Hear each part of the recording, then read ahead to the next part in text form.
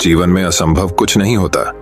मनुष्य चाहे तो कौन सी भी चीज वह हासिल कर सकता है। मनुष्य को केवल अपने मन में सकारात्मक विचार करना होगा। हमारे विचार ही हमको काम करने की ऊर्जा देते हैं। इसलिए विचार अगर ठीक होंगे और सकारात्मक होंगे तो हम जितने घंटे चाहे उतने घंटे आराम से काम कर सकते हैं। आज इसी रहस्य के बारे में हम गौतम बुद्ध की कहानियों के माध्यम से जानेंगे। तो बिना देर किए चलिए उन कहानियों की शुरुआत करते हैं। जीवन में असंभव कुछ भी नहीं होता। पुराने गुरुकुल में एक सुबह एक गुरु अपने शिष्यों को प्रवचन दे रहे थे। वो शिष्यों से कह रहे थे कि जब कभी भी आप शांत मन से बैठकर सोचेंगे तो आप यह महसूस करेंगे कि ये ब्रह्मांड, ये प्रकृति, ये सबको समान रूप से अवसर देती है। यह हर एक के लिए अपार संभावनाएं हैं, अथाह भंडार है जो जितना चाहे ले सकता है।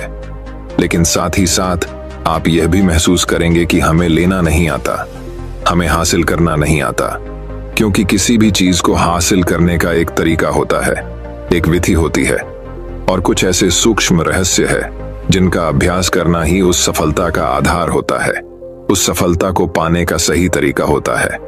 कौन है ऐसा जो सफल नहीं होना चाहता? कौन है ऐसा जो खुश नहीं रहना चाहता?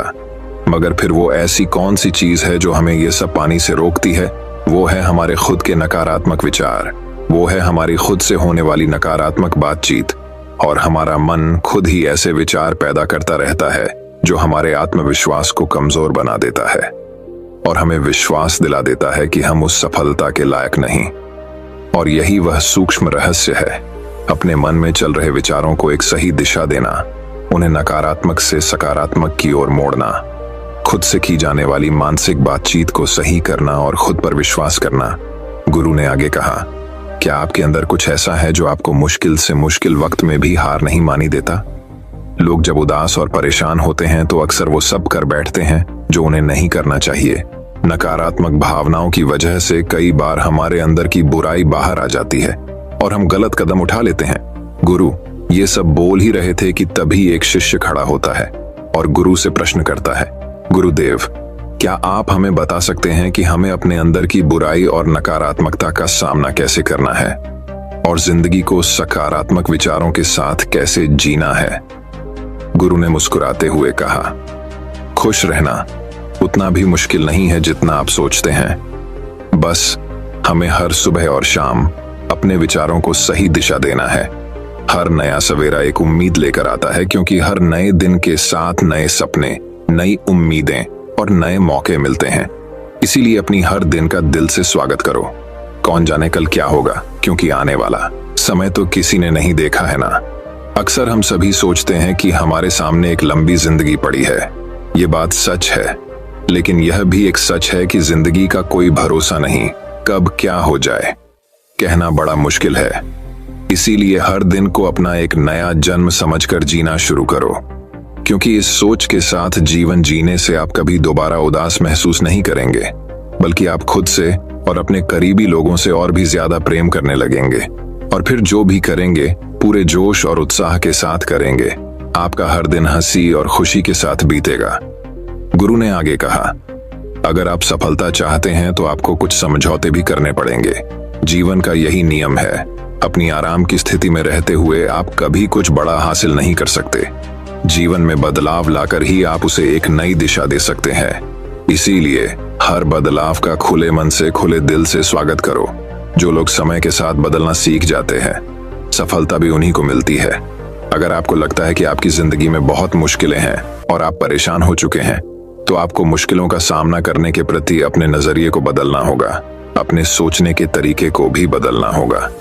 चाहे कोई सा भी बदलाव आए और वहीं कितना ही मुश्किल क्यों ना लगे, आप बस उसका सामना कीजिए। आपको शायद नहीं पता, पर आप अपनी सोच से कहीं ज्यादा मजबूत हैं और आपकी जिंदगी में जितनी मुश्किलें आएंगी आप उतने ही मजबूत होते चले जाएंगे, क्योंकि हर मुश्किल एक नया अनुभव, एक नया सबक देकर जाती है और फिर आपको सफल होने से कोई नहीं रोक पाएगा और आपकी जिंदगी खुशियों और कामयाबियों से भर जाएगी। बुरे काम करके ये मत सोचो कि अब आपके साथ कुछ अच्छा होगा। अगर जिंदगी में सब कुछ अच्छा चाहिए तो फिर अच्छा ही सोचना होगा और अच्छा ही करना होगा, तभी आप पर इस ब्रह्मांड की मेहरबानी होगी। इसीलिए अपनी सोच और अपने कर्म पर सही नियंत्रण रखो। हम दुनिया को किस नजर से देखते हैं, ये काफी हद तक हमारी अपनी सोच पर निर्भर करता है। एक नकारात्मक मानसिकता वाले व्यक्ति को दुनिया में सिर्फ बुरा ही बुरा दिखता है, जबकि सकारात्मक सोच हमें जीवन के उन चीजों की अहमियत करवाती है जो अभी हमारे पास है और उस ब्रह्मांडीय शक्ति की कृपा से हमें मिली है। गुरु ने आगे कहा, अपने मन को शांत रखना सीखो। दिन भर की भाग दौड़ के बीच खुद को शांत रखने का कोई तो तरीका सीखो। एक शांत मन के साथ हमें अपने अंतरात्मा में झांकने का मौका मिलता है और हम खुद से ही सवाल जवाब करते हैं, जैसे कि मैं कौन हूं, मेरे जीवन का उद्देश्य क्या है, क्या मैं एक अच्छा इंसान हूं, क्या मैं एक अच्छा पिता या पति हूं, या क्या मैं एक अच्छा बच्चा हूं। आप जितनी गहराई से अपने अंदर झांकेंगे उतना ही ज्यादा खुद को जान जाएंगे। आप अपने आसपास की चीजों को समझने लगेंगे, लोगों का स्वभाव और उनको समझने लगेंगे। फिर आप चीजों और लोगों को लेकर बात बात पर परेशान और उदास होना छोड़ देंगे। आपको यह एहसास होने लगेगा कि आपके किसी भी काम का क्या असर पड़ेगा। किसी भी काम से अगर आपको दुख पहुंचे तो उस काम को मत कीजिए, और जो चीज खुशी दे उसे जरूर कीजिए। फिर देखिए आपकी जिंदगी में कैसा ठहराव आता है। हमें जिंदगी एक बार ही मिलती है, तो क्यों ना इसे भरपूर तरीके से जिए। जो दिल करे वो करो, खुद को बंदरों में मत बांधो। लेकिन हाँ, इस बात का भी ध्यान रखो कि वो मनमानी ना हो, बुद्धिमानी हो और आपके भीतर की आवाज हो। इसीलिए कुछ भी करने से पहले अपनी अंतरात्मा की आवाज सुनो। आपके दिल की चाहत कुछ भी हो सकती है, जैसे कोई नया व्यापार शुरू करना, किसी नए शहर में जाकर अपनी किस्मत आजमाना, या फिर कुछ महत्वपूर्ण हासिल करना। जो भी आपके दिल में है उसे पाने के लिए कम से कम एक बार अपना संपूर्ण प्रयास जरूर करो। ये मत सोचो कि इसका परिणाम क्या होगा, जो मन में है बस उसे कर डालो। अक्सर हम उधेड़बन में फंस जाते हैं, क्योंकि हमारा दिल कुछ कहता है और दिमाग कुछ और। लेकिन प्रयास करने पर ज्यादा से ज्यादा आपके साथ क्या हो सकता है, यही ना कि आपको सफलता नहीं मिलेगी, गुरु ने आगे कहा, लेकिन कम से कम आपको इस बात का पछतावा तो नहीं रहेगा कि आपने कोशिश नहीं की। कुछ न करने से तो बेहतर है कि हम उस काम को करके उसमें असफल हो जाएं। गुरु ने आगे कहा, आपकी अंतरात्मा आपकी भलाई चाहती है। इसकी आवाज को कभी भी नजरअंदाज मत करो, क्योंकि अंदर से आने वाली आवाज ही हमें सफलता के रास्ते पर ले जाती है। जब भी आप कुछ गलत सोचते हैं या करते हैं, तो सबसे पहले अंदर की आवाज ही आपको टोकती है, गलत करने से रोकती है। कभी सोचा है ऐसा क्यों? क्योंकि यह हमेशा हमारा भला चाहती है। यही तो ऊपर वाले का दिया हुआ सबसे अनमोल उपहार है हमारे पास, जिसे हम समझ या बुद्धिमत्ता कहते हैं। अगर जिंदगी की खूबसूरती को समझना है तो अपने अंदर झांक कर देखो। ये देखो कि तुम्हारे पास क्या क्या है और तुमने अपने जीवन में कितना कुछ हासिल किया है। जिंदगी की सुंदरता को आप केवल तभी महसूस कर पाएंगे जब आप धन्यवाद के भाव से भरे रहेंगे, बजाय यह सोचकर दुखी होने के कि हमारे पास क्या नहीं है। यह सोचकर खुश रहो कि हमारे पास कितना कुछ है, और इसी संतोष की भावना और शांत मन के साथ अपना प्रयास जारी रखो। इतना कहने के बाद गुरु कुछ देर के लिए मौन रहे और फिर कहना शुरू किया, क्या आप जानते हैं, शब्द तलवार से ज्यादा ताकतवर होते हैं, इसीलिए शब्दों का उपयोग सोच समझकर करना होता है। ऐसी बात करने से बचो जो किसी दूसरे को बुरी लगे। साफ और स्पष्ट राय रखना अच्छी बात है, लेकिन किसी को ऐसी बात मत बोलो जो उसे अंदर तक चुभ जाए। सच भी तो सभ्यता के साथ कहा जा सकता है ना। अगर आप क्रोध में हैं तब भी किसी को उल्टा सीधा कहने से बचो, कहीं ऐसा ना हो कि आपको बाद में पछताना पड़े। बात करते समय अपनी आवाज में नमी रखो, जहां तक हो सके साफ बात कहो, लेकिन प्रेम से कहो। एक अच्छा इंसान बनने के लिए आपको सिर्फ इतना ही करना है। हाँ, लेकिन इन आदतों को अपने स्वभाव का हिस्सा बनाने में समय लगता है, क्योंकि इनका अभ्यास करना पड़ता है। खुद से पूछिए कि क्या आप एक अच्छे इंसान हैं, और आपको क्यों लगता है कि आप अच्छे हैं। आपके अंदर ऐसी कौन सी खास बात है, आप दूसरों से किस तरह से पेश आते हैं। ये सवाल आपको अपनी कमियां जानने में मदद करेंगे। शुरुआत में हो सकता है खुद से ऐसे सवाल जवाब करना आपको अजीब लगे, लेकिन खुद से ऐसे सवाल करते रहिए और खुद को विनम्र वो अंदर से शांत रखने का प्रयास करेंगे। अगर एक इंसान के रूप में आपको अपने अंदर सुधार लाना है तो अपनी कमियों को पहचान कर उन्हें दूर करना ही होगा। गुरु ने आगे कहा, दुनिया में प्रेम से बढ़कर कुछ भी नहीं है। प्रेम आपको आबाद भी कर सकता है और ये आपको बर्बाद भी कर सकता है। हालांकि प्रेम को ना समझना ही बर्बाद करेगा, क्योंकि प्रेम तो बड़ी पवित्र चीज है। प्रेम ही ईश्वर है, ऐसा कहा जाता है। अपना नियम बना लो कि आपके अंदर सबके लिए प्रेम और करुणा हो। जिससे दिल में प्रेम होता है, वहीं दिल आबाद होता है। जितना प्यार आप बांटेंगे, उतना ही आपके पास लौट कर आएगा। जिसके दिल में प्रेम और करुणा है, वह कभी किसी के साथ बुरा कर ही नहीं सकता। उसके अंदर दूसरों के प्रति बुरी और नकारात्मक भावनाएं आ ही नहीं सकती। असल में प्रेम के अंदर वो ताकत है जो हमें गलत काम करने से रोकती है। गलत काम करके इंसान कभी चैन से नहीं रह सकता। उसके अंदर हमेशा एक डर और पश्चाताप रहता है। गलत काम करना छोड़ दो, फिर देखो आपको इतनी बेहिसाब खुशी और संतुष्टि मिलेगी कि आपकी पूरी जिंदगी चैन से गुजरेगी। जो लोग स्वार्थी और धोखेबाज होते हैं, खुशियां उनसे दूर भागती है।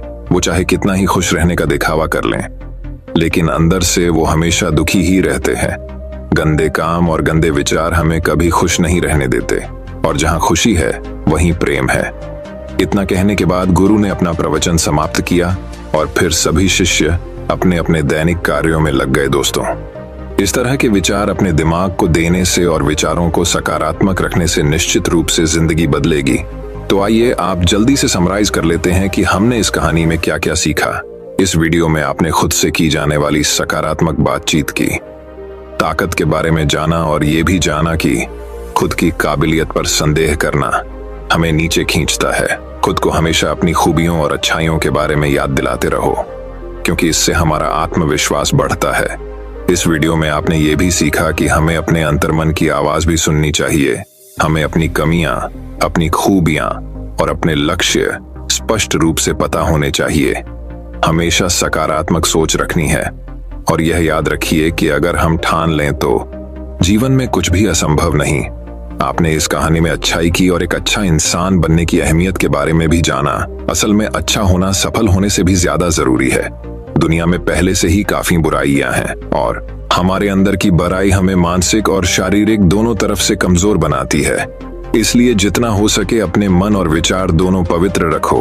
अच्छा सोचो, अच्छा करो, और अपने अंदर की बुराई को सिर पर मत उठने दो। ये सब करना हमारे ऊपर ही तो है। जहां भी जाओ, लोगों का भला करने का प्रयास करो, क्योंकि इससे जो खुशी मिलती है वो कभी फीकी नहीं पड़ती। इस दुनिया में अच्छे लोगों की बेहद कमी है, इसलिए जितना हो सके अच्छा सोचो और अच्छा करो। तो फिर देर किस बात की है, आज और अभी से अपने सपने पूरे करने में जुट जाओ। तो दोस्तों, अब चलिए हमारे दूसरे कहानी की शुरुआत करते हैं। दूसरी कहानी, आइए दोस्तों, गौतम बुद्धा जी की एक ऐसी धार्मिक कहानी का आनंद लेते हैं जिससे आपको पता चलेगा कि बुद्धा जी कितने गूढ़ ज्ञानी और धर्म के झांता थे। कहते हैं जैसे केले के पात पात में पात, वैसे गूढ़ व्यक्ति के बात बात में बात। दोस्तों, कहानी कुछ इस प्रकार से है। एक बार गौतम बुद्ध अपने अनुयायियों के साथ जा रहे थे। उनका सफर बहुत लंबा था। सुबह से शाम हो चुकी थी, सभी बहुत थक गए थे। तो उन्होंने सोचा आज एक नजदीक के गांव में आराम करते हैं। उन्हें पास ही में एक गांव दिखाई दिया। वे लोग गांव वालों से मिले और उन्हें बताया कि आज रात्रि को वे विश्राम करना चाहते हैं। वहां के लोग बहुत अच्छे थे। गांव वालों ने उनका बहुत स्वागत किया, उनके खाने के लिए अच्छे पकवान बनाए। रात में लोग उनके पास आए और उनके अच्छे वचन सुने। उनके विश्राम के लिए अच्छे से अच्छा इंतजाम किया। सुबह जब बुद्ध जी और उनके अनुयायी गांव से जाने लगे तो सभी लोग उनको छोड़ने आए। सभी लोगों ने उनसे आशीर्वाद लिया। जब बुद्ध जी उस गांव की सीमा से बाहर आए तो जी ने गांव की तरफ देखते हुए कहा, ये गांव जल्दी से जल्दी उजड़ जाए। महात्मा बुद्ध के शिष्य आचार्य चकित हो गए और वे एक दूसरे की तरफ देखने लगे, पर कुछ भी ना बोले। उन्होंने आगे की यात्रा शुरू की। कुछ दिनों बाद नजदीक के एक गांव में रुकने का विचार किया। महात्मा बुद्ध और उनके अनुयायियों ने वहां के लोगों से अपनी इच्छा व्यक्त की।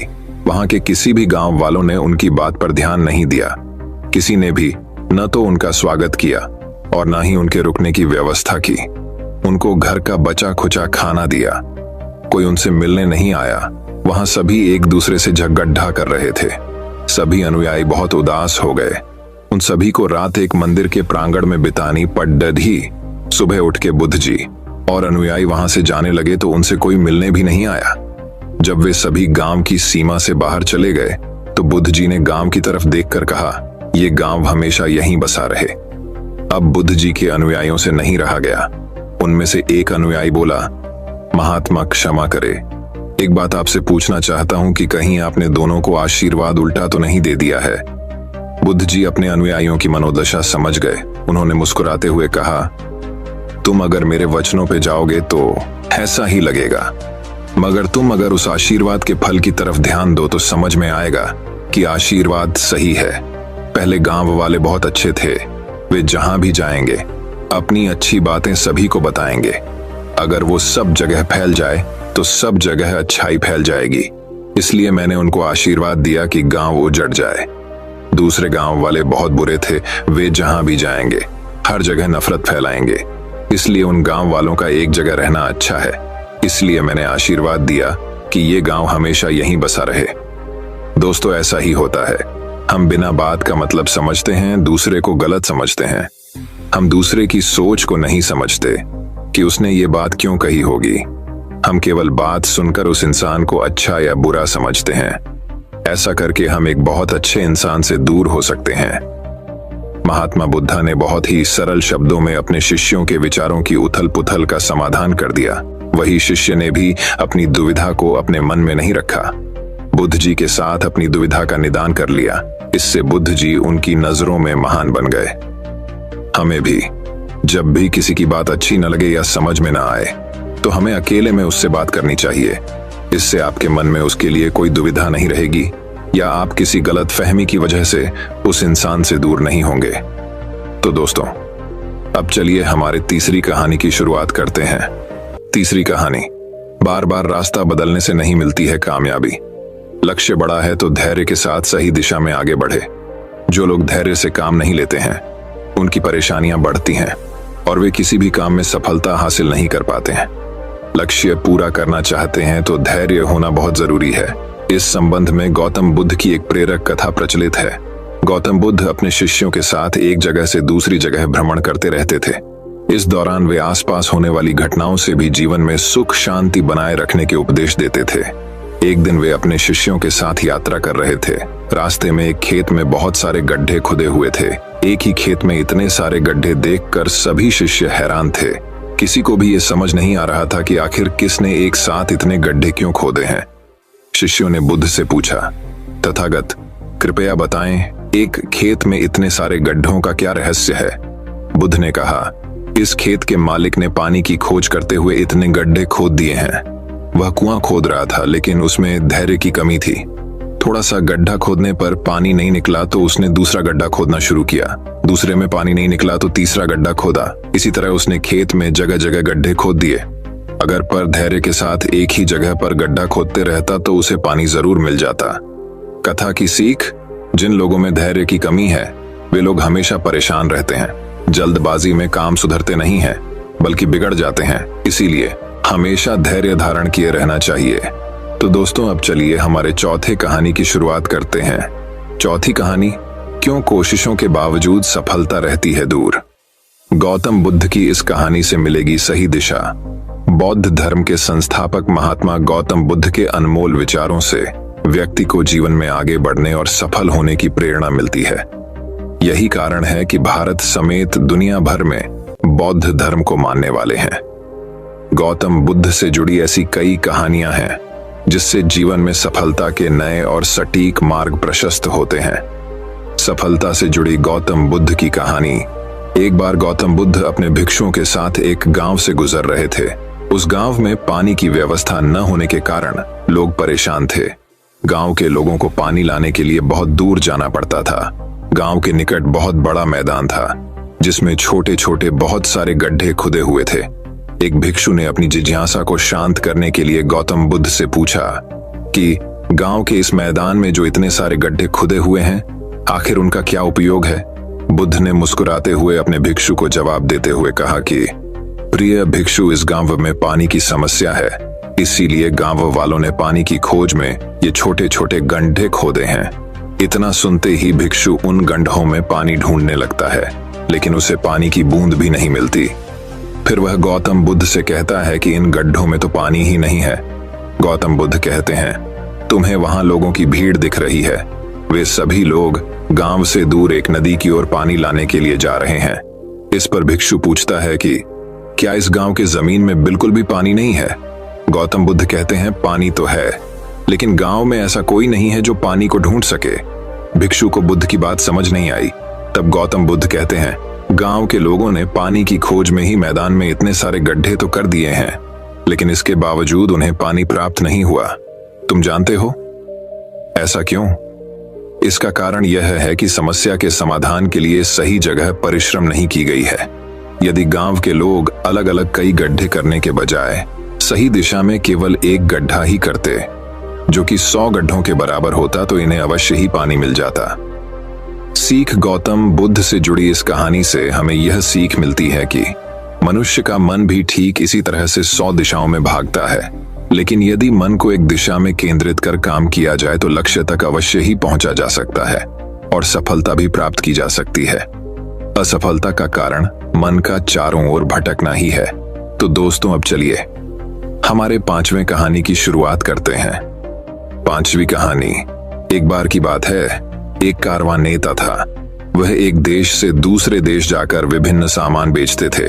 उनके कारवां में आमतौर पर कम से कम 500 बैलगाड़ियां होती थीं। इनमें से एक यात्रा पर उनका रास्ता बहुत घने जंगल से होकर जाता था। इसमें प्रवेश करने से पहले उन्होंने कारवां के सभी सदस्यों को एक साथ बुलाया। उसने उन्हें चेतावनी दी, मेरे दोस्तों, जब तुम इस जंगल से होकर जाओ तो जहरीले पेड़ों, जहरीले फलों, जहरीले पत्तों, जहरीले फूलों और यहाँ तक कि जहरीले छत्ते से भी सावधान रहो। इसलिए जो कुछ भी तुमने पहले नहीं खाया है, चाहे फल, पत्ती, फूल या कुछ और, पहले मुझसे पूछे बिना नहीं खाना चाहिए। उन सभी ने आदरपूर्वक कहा, हाँ श्रीमान। जंगल में एक गांव था। गांव के ठीक बाहर एक पेड़ खड़ा था जिसे वाटनॉट ट्री कहा जाता था। इसका तना, शाखाएं, पत्तियां, फूल और फल बिल्कुल आम के पेड़ के समान दिखते हैं। यहाँ तक कि रंग, आकार, गंध और स्वाद भी बिल्कुल आम के पेड़ जैसा ही होता है। लेकिन आम के विपरीत वाटनॉट फल एक घातक जहर है। कुछ लोग कारवां से आगे बढ़े और वाटनॉट पेड़ पर आ गए। वे सभी भूखे थे और न जाने क्या क्या फल स्वादिष्ट पके आम जैसे लग रहे थे। कुछ ने बिना कुछ सोचे समझे तुरंत फल खाना शुरू कर दिया। इससे पहले कि कोई कुछ कह पाता, उन्होंने उन्हें खा लिया। दूसरों को नेता की चेतावनी याद थी, लेकिन उन्होंने सोचा कि यह सिर्फ एक अलग किस्म का आम का पेड़ है। उन्होंने सोचा कि वे भाग्यशाली थे कि उन्हें गांव के ठीक बगल में पके आम मिले। इसलिए उन्होंने सभी फल खत्म होने से पहले उनमें से कुछ फल खाने का निर्णय लिया। कुछ ऐसे भी थे जो बाकियों से अधिक बुद्धिमान थे। उन्होंने निर्णय लिया कि कारवां नेता की चेतावनी का पालन करना अधिक सुरक्षित होगा। हालांकि वे यह नहीं जानते थे, वह बस एक प्रबुद्ध व्यक्ति था। जब नेता पेड़ के पास पहुंचे तो जो लोग सावधान थे और उन्होंने कुछ नहीं खाया था, उन्होंने पूछा, सर, ये कौन सा पेड़ है? क्या इन फलों को खाना सुरक्षित है? सोच समझकर जांच करने के बाद उसने उत्तर दिया, नहीं नहीं, ये आम के पेड़ जैसा लग सकता है, लेकिन ऐसा नहीं है। यह एक जहरीला पेड़ है, इसे छूना भी मत। जो लोग पहले ही वाटनॉट फल खा चुके थे वे भयभीत हो गए। कारवां नेता ने उनसे कहा कि जितनी जल्दी हो सके उल्टी कर लें। उन्होंने ऐसा किया और फिर उन्हें खाने के लिए 4 मीठे खाद्य पदार्थ दिए गए। किशमिश, गन्ने की चीनी का पेस्ट, मीठा दही और मधुमक्खी का शहद। इस तरह जहरीले वाटनॉट फल को फेंकने के बाद उनकी स्वाद कलिकाएं ताजा हो गईं। दुर्भाग्य से सबसे लालची और सबसे मूर्ख लोगों को बचाया नहीं जा सका। ये वे लोग थे जिन्होंने जहरीले फल बिना कुछ सोचे समझे तुरंत खाना शुरू कर दिया था। उनके लिए बहुत देर हो चुकी थी। जहर ने पहले ही अपना काम करना शुरू कर दिया था और उसने उन्हें मार डाला। अतीत में जब कारवां वाटनॉट पेड़ पर आते थे तो लोगों ने इसके जहरीले फल खाए थे और रात के दौरान नींद में ही मर गए थे। अगली सुबह स्थानीय ग्रामीण शिविर स्थल पर आए थे। उन्होंने शवों को पैरों से पकड़ लिया था, उन्हें घसीटकर एक गुप्त छिपने की जगह पर ले गए और उन्हें दफना दिया। तब उन्होंने कारवां का सारा माल और बैलगाड़ियां अपने लिए ले लीं। उन्हें इस बार भी वैसा ही प्रदर्शन की उम्मीद थी। अगली सुबह भोर होते ही ग्रामीण वाटनॉट पेड़ की ओर दौड़ पड़े। उन्होंने एक दूसरे से कहा, बैल मेरे होंगे, मुझे गाड़ियां और वैगन चाहिए, मैं ढेर सारा माल लूंगा। लेकिन जब वे वाटनॉट पेड़ के पास पहुंचे तो उन्होंने देखा कि कारवां में शामिल अधिकांश लोग जीवित और स्वस्थ थे। उन्होंने आश्चर्यचकित होकर उनसे पूछा, तुम्हें कैसे पता चला कि यह आम का पेड़ नहीं है? उन्होंने उत्तर दिया, हम नहीं जानते थे, परंतु हमारे नेता ने हमें पहले ही चेतावनी दे दी थी, और जब उसने देखा तो उसे पता चल गया। तब ग्रामीणों ने कारवां नेता से पूछा, हे बुद्धिमान, तुम्हें कैसे पता चला कि यह आम का पेड़ नहीं है? उन्होंने उत्तर दिया, मैं इसे 2 कारणों से जानता था। पहला, इस पेड़ पर चढ़ना आसान है, और दूसरा, यह एक गांव के ठीक बगल में है। अगर ऐसे पेड़ पर लगे फल बिना टूटे रह जाएं, तो उन्हें खाना सुरक्षित नहीं हो सकता। हर कोई आश्चर्यचकित था कि ऐसी जीवन रक्षक बुद्धि इतने सरल सामान्य ज्ञान पर आधारित थी। कारवां सुरक्षित अपने रास्ते पर चलता रहा। नैतिक बात यह है, बुद्धिमानों का नेतृत्व सामान्य ज्ञान से होता है, मूर्ख केवल भूख का अनुसरण करते हैं। तो दोस्तों, अब चलिए हमारे छठे कहानी की शुरुआत करते हैं। छठी कहानी दोस्तों बात बहुत समय पहले की है।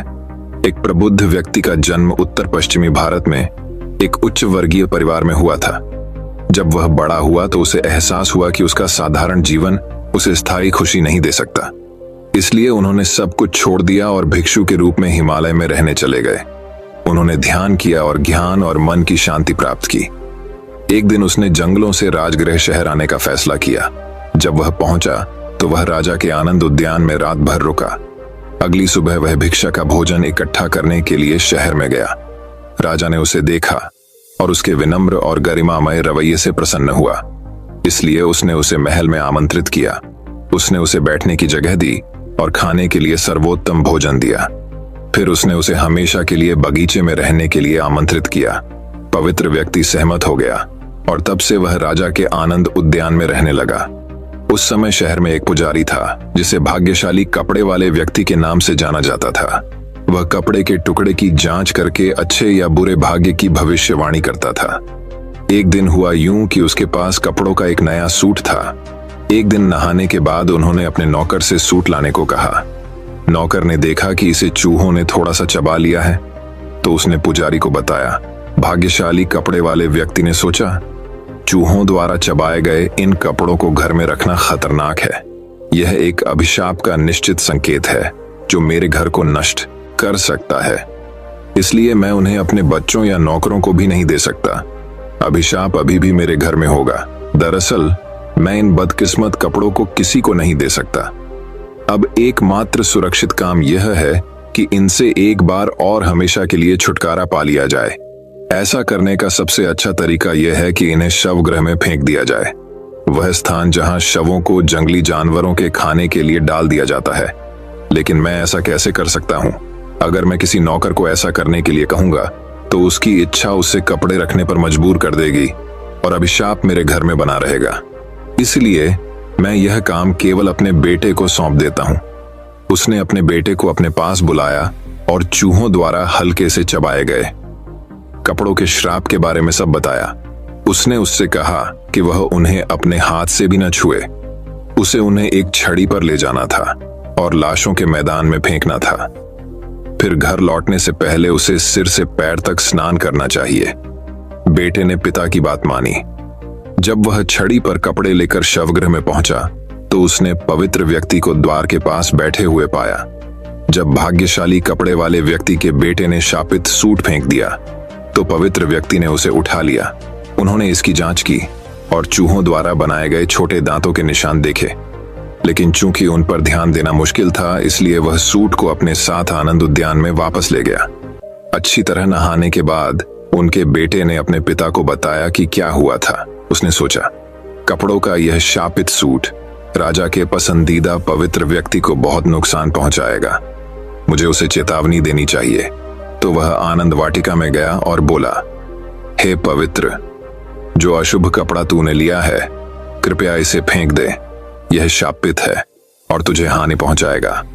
लेकिन पवित्र व्यक्ति ने उत्तर दिया, नहीं नहीं, जो अन्य लोग शवों के मैदान में फेंक देते हैं वह मेरे लिए आशीर्वाद है।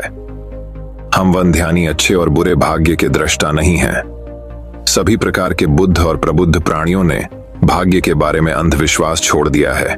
जो कोई बुद्धिमान है उसे ऐसा ही करना चाहिए। भविष्य कोई नहीं जानता। वास्तव में बुद्धिमान और प्रबुद्ध लोगों के बारे में सुनकर पुजारी भाग्यशाली कपड़े वाले व्यक्ति को पता चला कि वह कितना मूर्ख था।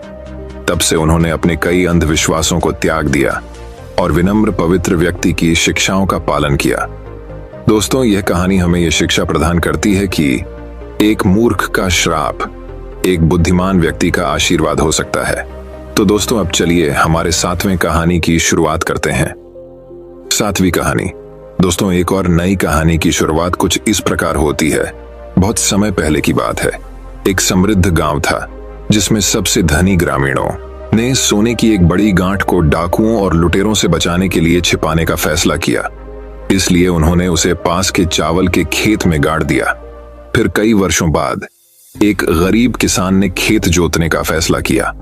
कुछ देर हल चलाने के बाद ऐसा हुआ कि उसका हल लंबे समय से गड़े हुए खजाने से टकराया। पहले तो उसने सोचा कि यह कोई बहुत कठोर पेड़ की जड़ होगी, परंतु जब उसने उसे उघाड़ा तो क्या देखा कि वह सुंदर चमकता हुआ सोना है। चूंकि दिन का समय था, इसलिए वह इसे अपने साथ ले जाने का प्रयास करने से डर रहा था। इसलिए उसने इसे फिर से ढक दिया और रात होने का इंतजार करने लगा। किसान आधी रात को लौट आया। उसने फिर से सोने का खजाना खोज निकाला। उसने उसे उठाने की कोशिश की, लेकिन वह बहुत भारी था। उसने उसके चारों ओर रस्सियां बांध दी और उसे खींचने की कोशिश की, लेकिन वह इतना बड़ा था कि वह उसे 1 इंच भी हिला नहीं सका। वह यह सोचकर निराश हो गया कि खजाना पाकर वह भाग्यशाली है और उसे अपने साथ न ले जा पाने के कारण वह दुर्भाग्यशाली है। उसने सोने की विशाल पेटी को लात मारने की भी कोशिश की, लेकिन फिर से वह यह 1 इंच भी नहीं हिलेगा। फिर वह बैठ गया और स्थिरता से विचार करने लगा। उसने निर्णय लिया कि केवल एक ही काम करना है, और वह है सोने की गांठ को 4 भागों में तोड़ना। तब वह एक समय में एक टुकड़ा घर ले जा सकता था। उसने सोचा, एक गांठ का उपयोग मैं सामान्य दैनिक जीवन के लिए करूंगा, दूसरी गांठ मैं बरसात के दिनों के लिए बचा कर रखूंगा, तीसरी गांठ में अपने खेती व्यवसाय में निवेश करूंगा, और चौथी गांठ से मैं पुण्य प्राप्त करूंगा। इसे गरीबों और जरूरतमंदों और अन्य अच्छे कार्यों के लिए देना। शांत मन से उसने सोने की विशाल गांठ को 4 छोटी गांठों में विभाजित कर दिया। फिर उन्हें 4 अलग अलग यात्राओं पर घर ले जाना आसान था। बाद में वह सुखपूर्वक रहने लगा। दोस्तों, यह कहानी हमें यह शिक्षा प्रदान करती है कि जितना आप चबा सकते हैं उससे अधिक न काटें।